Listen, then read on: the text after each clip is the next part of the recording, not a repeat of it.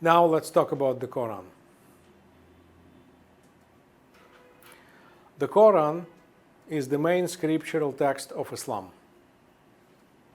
The Quran is approximately the size of the New Testament. For Muslims, the Quran is the word of God, not the word of Muhammad.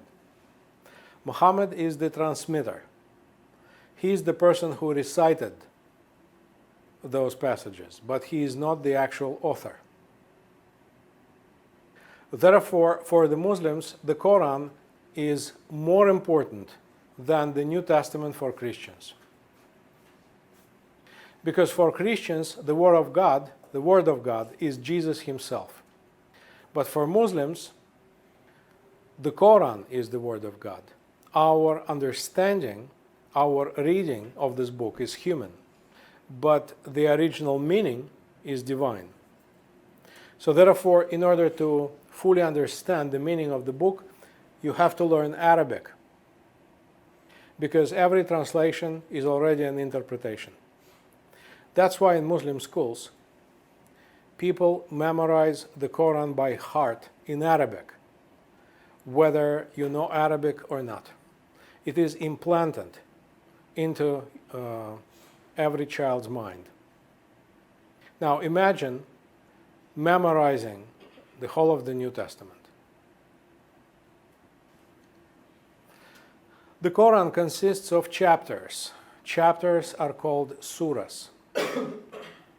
And the difference between the Quran and the Bible is that the surahs in the Quran are not compiled according to historical chronology, but they are compiled according to the length of the chapter. So the Quran opens with the longest surah and culminates with the shortest one, just a couple of sentences. And when you jump from one chapter to another, you jump from one topic to another. There is no continuity between the surahs. Scholars assume that the longer the chapter, the more likely it comes from the second part of Muhammad's ministry, from Medina. And the shorter the surah, the more likely it comes from the Meccan period. So when you read the Quran, you read it not progressively, but counterclockwise, from the end to the beginning. According to the Muslim tradition, the Quran was compiled either right before the death or right after the death of Muhammad. And when those surahs were compiled into one book, all other written materials were burned down, so that only one book remains. And this book is still here, and no Muslim scholar or no Western scholar doubts its authenticity. As the most important scripture of the Muslim religion, the Quran deals with two major topics. The first one is the religious requirements of the Muslims, of the followers of Islam. And the second one is the theological beliefs of the Muslims. So what should Muslims believe and what should they do? The religious requirements of Islam are known as the 5 pillars. The 5 pillars, these 5 pillars include the profession of faith. As you remember, Muhammad thought that his mission was to eradicate Arabian polytheism.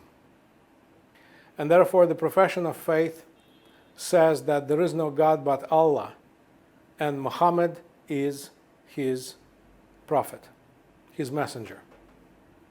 There is no God but Allah, and Muhammad is his messenger.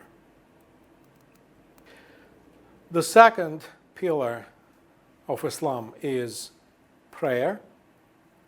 Muslims are supposed to pray 5 times a day.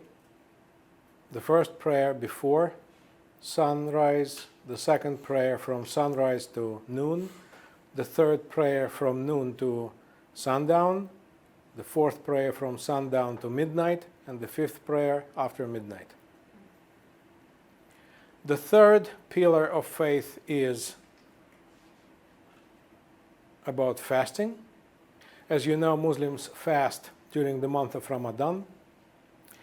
And since Muslim calendar is lunar, the month of Ramadan is a floating month. So during the month of Ramadan, Muslims should abstain from eating and drinking and having sexual intercourse, I should add. During the time from the sunrise to the sunset. So you can eat and drink before the sunrise or after the sunset.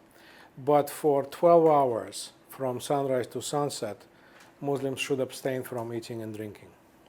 And that lasts for 1 month. The fourth pillar of Islam is about charity, almsgiving. Muslims are supposed to give 2.5% of their income after taxes to charitable causes. And finally, the fifth pillar of Islam is about the Hajj. Hajj, H-A-J-J, is a pilgrimage. According to the Muslim tradition, every person, man or woman, if they have enough money and if they are healthy, at least once in their lifetime, have to go to pilgrimage to Mecca.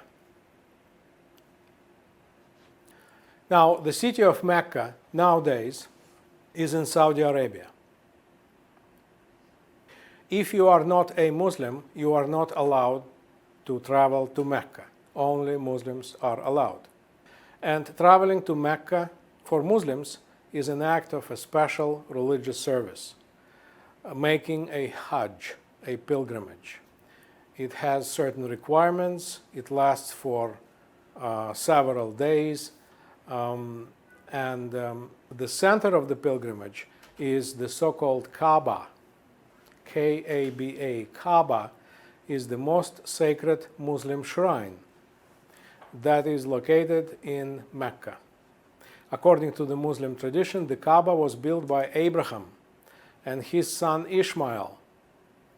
But scholars believe that most probably this shrine existed before Islam as a pagan, possibly as a pagan shrine, and then was transformed into a Muslim shrine. When Muslims pray, they pray at the direction of Mecca, and more specifically at the direction of Kaaba. So when you come to the pilgrimage, when you come with the pilgrimage to Mecca for the first time, the lines of prayer become circular.